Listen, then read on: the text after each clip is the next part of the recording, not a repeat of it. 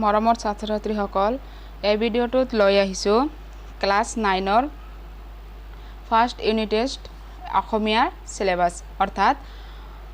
নৱম শ্ৰেণীৰ প্ৰথম গট পৰীক্ষাৰ অসমীয়া বিষয়ৰ সিলেবাস তেন্তে তোমালোকে ভিডিঅ'টো চাই যোৱা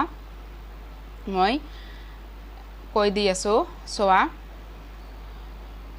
গ্ৰুপ এ বাধ্যতামূলক ঠিক আছে তোমালোকে কি কৰিবা সূচীপত্ৰখন উলিয়াই লৈ কিতাপৰ পৰা অসমীয়া বিষয়ৰ কিতাপৰ পৰা সূচীপত্ৰখন উলিয়াই লৈ তোমালোকে টিক মাৰ্ক কৰি ল'বা ঠিক আছে পাৰ্ট 1 এই পাৰ্টবোৰ কিন্তু তোমালোকৰ সূচীপত্ৰ অনুযায়ী দিয়া হৈছে ঠিক আছে চোৱা প্ৰথম পাৰ্টৰ পৰা আহিব কি পাৰ্ট 1 পদ্যাংশৰ পৰা শিশুলীলা শ্ৰীমন্ত শংকৰদেৱ ঠিক আছে এই পাঠৰ পৰা তোমালোকে পঢ়িবা শ্ৰীমন্ত শংকৰদেৱৰ কবি পৰিচয় আৰু শিশুলীলা পাঠৰ কি পঢ়িবা সাৰাংশ বা মূল ভাৱ ঠিক আছে এই দুটা ইম্পৰ্টেন্ট হয় মূল ভাৱটো বেছি ভাল কৰি পঢ়িবা কিয়নো মূল ভাৱ আহিব পাৰে আৰু কি কৰিবা সৰু সৰু চুমু প্ৰশ্নৰ উত্তৰবোৰ জানি থবা এই পাঠৰ প্ৰথম পাঠৰ শিশুলীলা পাঠৰ ঠিক আছে একেবাৰে কবি পৰিচয়ৰ পৰা আৰম্ভ কৰি পাঠৰ পুংখানুপুংখ সকলোবোৰ প্ৰশ্নৰ আনসাৰ তোমালোকে পঢ়ি থবা যাতে কি হয় আগন্তুক বছৰীয়া পৰীক্ষাটো তোমালোকৰ হেল্প হ'ব এই প্ৰথম গট পৰীক্ষাত পঢ়িলে ঠিক আছে নেক্সট চোৱা কি আছে গদ্যাংশৰ পৰা কি আহিব তোমালোকৰ পাঠ 6 অন্যৰ প্ৰতি ব্যৱহাৰ সত্যনাথ বৰাৰ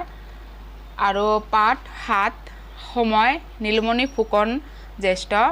আৰু পাঠ 8 অন্ধবিশ্বাস আৰু কুসংস্কাৰ এই তিনিটা পাঠ তোমালোকৰ গদ্যাংশৰ পৰা আহিব অন্ধবিশ্বাস আৰু কুসংস্কাৰ জয়ন্ত মাধৱ বৰা ঠিক আছে এই তিনিটা পাঠৰ তোমালোকে যিমান পাৰা চুমু উত্তৰবোৰ পঢ়াৰ চেষ্টা কৰিবা আৰু যদি তোমালোকে এতিয়া পঢ়া কি হ'ব তোমালোকৰ দ্বিতীয় গট পৰীক্ষা আছে অৰ্থাৎ সেকেন্ড ইউনিট টেষ্ট আছে আৰু ছমাহিলী পৰীক্ষা আছে আৰু কি হ'ব বছৰীয়া পৰীক্ষাটো হেল্পফুল হ'ব গতিকে প্ৰথমৰ পৰা যিকোনো সাবজেক্টৰ কি প্ৰথমৰ পৰা যদি তোমালোকে ভাল কৰি পঢ়ি যোৱা তেন্তে কি হয় সুবিধা হয় বছৰীয়া পৰীক্ষাৰ বাবে আৰু নেক্সট কি আছে গ্ৰুপ বি পদ্যাংশ চোৱা গ্ৰুপ বিৰ পৰা কি আহিব পদ্যাংশৰ হনুমন্তৰ লংকা দৰ্শন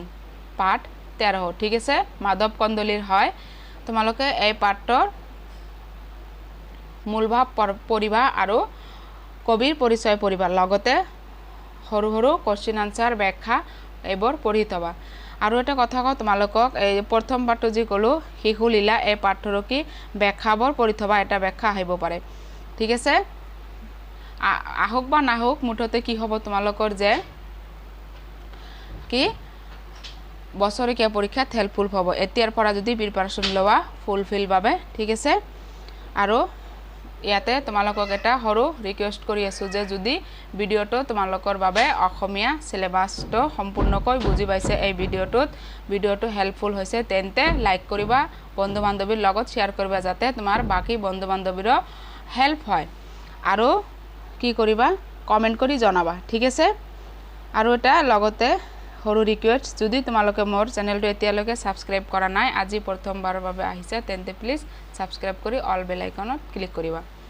এতিয়া চোৱা কি আছে ব্যাকৰণ চোৱা কি আহিব পাৰে বিপৰীতাৰ্থক শব্দ নত্যবিধি সত্যবিধি বিপৰীত লিংগবাচক শব্দ আৰু কি ৰচনা এই একেই কথা ঠিক আছে এইবোৰ পঢ়িলে কি হয় তোমালোকৰ মুঠতে বছৰীয়া পৰীক্ষাত হেল্প হয় ঠিক আছে ৰচনা সাধাৰণতে মানে ফাৰ্ষ্ট ইউনিট টেষ্টত নাহে তথাপিও যদি আহে তোমালোকে পঢ়ি থবা ভাল হ'ব আৰু এই সিলেবাসটো কি সেবাৰ পৰাই দিয়া ব্যক্তিগত পৰীক্ষা অৰ্থাৎ প্ৰাইভেট স্কুলত যিবোৰ পৰীক্ষা হ'ব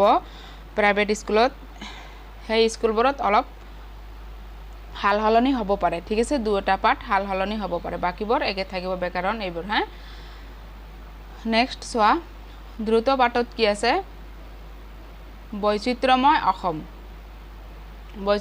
অসম তোমালোকৰ টেক্সট বুকৰ নাম হয় দ্ৰুত পাঠ ঠিক আছে চোৱা কি আহোমসকল কাছাৰ জনগোষ্ঠীসকল আৰু কাৰ্বিসকল এই তিনিটা পাঠ তোমালোকে পঢ়িবা হৈ গ'ল নিশ্চয় বুজি পাইছা তোমালোকে সিলেবাসটো আৰু কি আহিব যে গ্ৰুপ সি যিসকলৰ গ্ৰুপ সি আছে অৰ্থাৎ সংস্কৃত আছে এইসকলে নিশ্চয় গম পোৱা ৰিজু ভাৰতী যিসকলৰ আছে এইসকলৰ এই প্ৰথম ইউনিট টেষ্টৰ কি আহিব ইউনিট 1 আৰু 2 কি সংস্কৃত বৰ্ণমালা সংস্কৃতৰ কি বৰ্ণমালা আহিব আৰু লিংগন জ্ঞানম এক বচন প্ৰয়োগম सा ঠিক আছে তোমালোকে বুজিলা নিশ্চয় এইবোৰ আহিব আৰু তোমালোকে এবাৰ ভালকৈ চাই লোৱা প্ৰথমৰ পৰা কি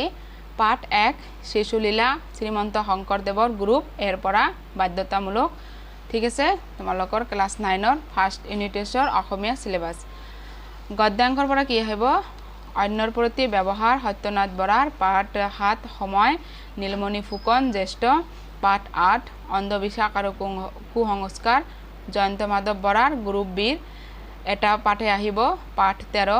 পদ্যাংকৰ হয় হনুমন্তৰ লংকা দৰ্শন মাধৱ কন্দলিৰ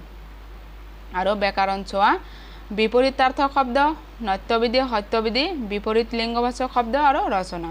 নিশ্চয় তোমালোকে এই সকলোবোৰ পঢ়িছা ইতিমধ্যে আৰু দ্ৰুত পাঠ চোৱা আহোমসকল কাছাৰ জনগোষ্ঠীসকল কাৰ্বিসকল আৰু গ্ৰুপ সি এইটোতো নিশ্চয় যিসকলৰ গ্ৰুপ সি আছে তোমালোকে গমে পোৱা ঠিক আছে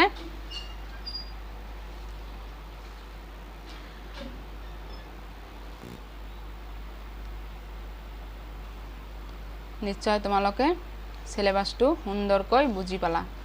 হয়নে নহয় যদি বুজিছা তেন্তে প্লিজ তোমালোকে কমেন্ট কৰি জনাবা আৰু তাতকৈ গুৰুত্বপূৰ্ণ কথা হৈছে কি তোমালোকে ভালকৈ পঢ়িবা